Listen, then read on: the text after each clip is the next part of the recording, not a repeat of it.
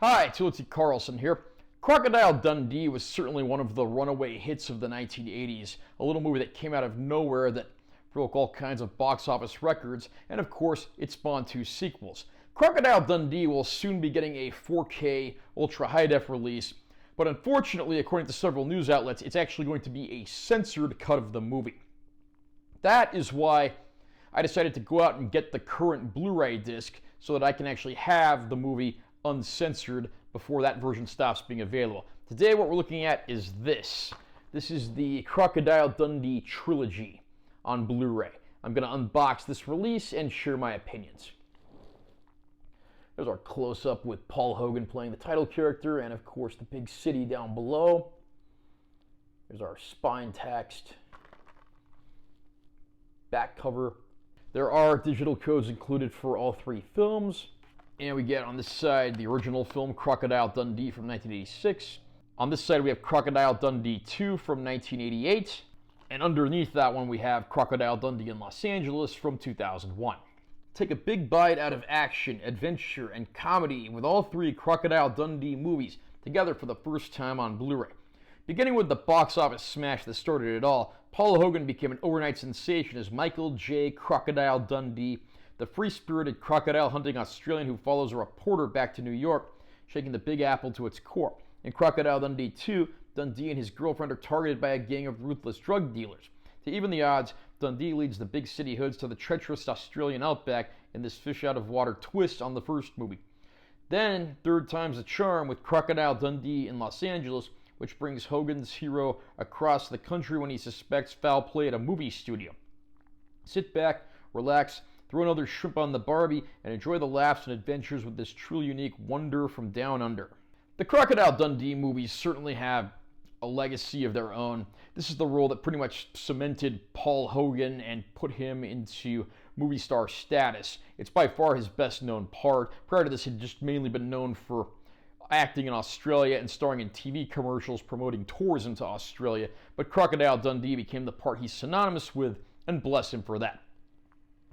The first film came out in 1986, and of course, it's probably the most simple of all the plots.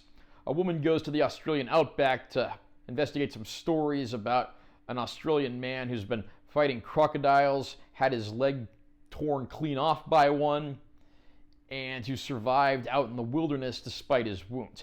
Well, those tales were certainly a bit exaggerated. She finds herself infatuated with Mick Dundee, or Crocodile Dundee as he's regularly known. And when she goes back to write her story for the paper she works for, she brings Crocodile Dundee back with her. So of course it's a classic Hollywood fish out of water story, but it's done exceptionally well. You have this, big hunter from the Australian outback suddenly thrown in the middle of America's busiest and noisiest city, and the results are predictably hilarious.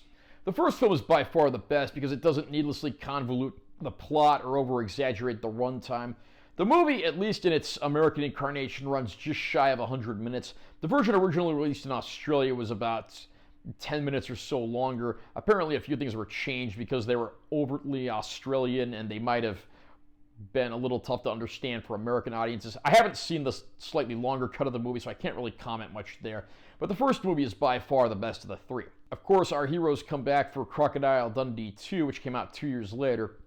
And this time around, Mick and his girlfriend find themselves under threats from drug dealers, and it's not long before they have to set into motion a plan so that they can survive, and of course find themselves having to rescue one of Mick's buddies from these enemies.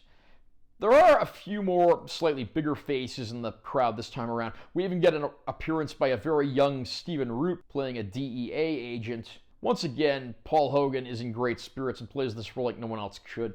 Unfortunately, the second movie is much longer than it needs to be, and it needlessly brings villains into the movie.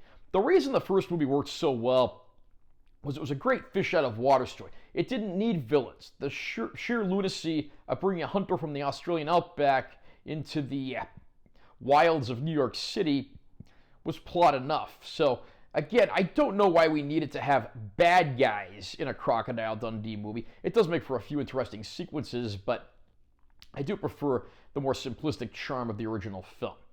The series got a surprise third installment in 2001 with Crocodile Dundee in Los Angeles.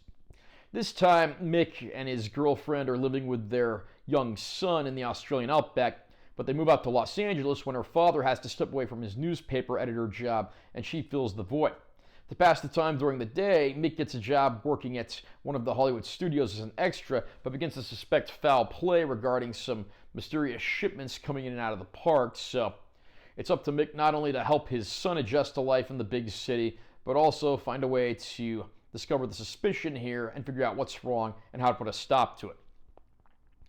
I may actually prefer the third movie slightly over the second one because it does go back to the fish out of water story that worked so good in the first movie, and it is kind of an interesting twist for him to have a son who of course has had the upbringing that only he possibly could have provided, which results in some pretty hilarious scenes.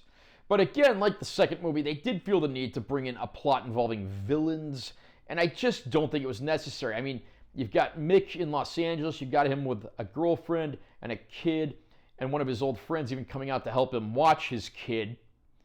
I mean, there's enough ingredients there that you really don't need the villain plot on top of everything else. Again, it makes it the same mistake the second movie made there. It's unlikely we'll see a fourth Crocodile Dundee movie, given that Paul Hogan is pushing 90 these days, but he certainly brought something to this character. When Siskel and Ebert reviewed the original film, they even compared him to a young Jimmy Stewart, as he's certainly this tough guy who stands up for what's right, but certainly has a bit of a naive, innocent nature about him. Even if the movies are less than stellar at times, Paul Hogan always brings his A game and makes this character incredibly likable and funny. So while the series itself isn't perfect, they're certainly worth picking up for Paul Hogan's performance alone. The transfers of these three movies are what I would best describe as adequate. These are probably the kinds of transfers that looked really good in the early days of Blu-ray, but nowadays they certainly look a little dated and could really use some new scans. Like I said, the first movie is getting a 4K release, but unfortunately it is going to be a censored cut of the movie. It would be nice if the sequels could get the 4K treatment as well, and of course be presented in their original uncut format, but I guess we can only dream at this point. For bonus features, we get trailers for all three movies, and then we also get making of featurettes, vintage ones, for the second and third films. So a pretty lax supplement package, but it is kind of fun to go back and watch those early EPK type features done on the film.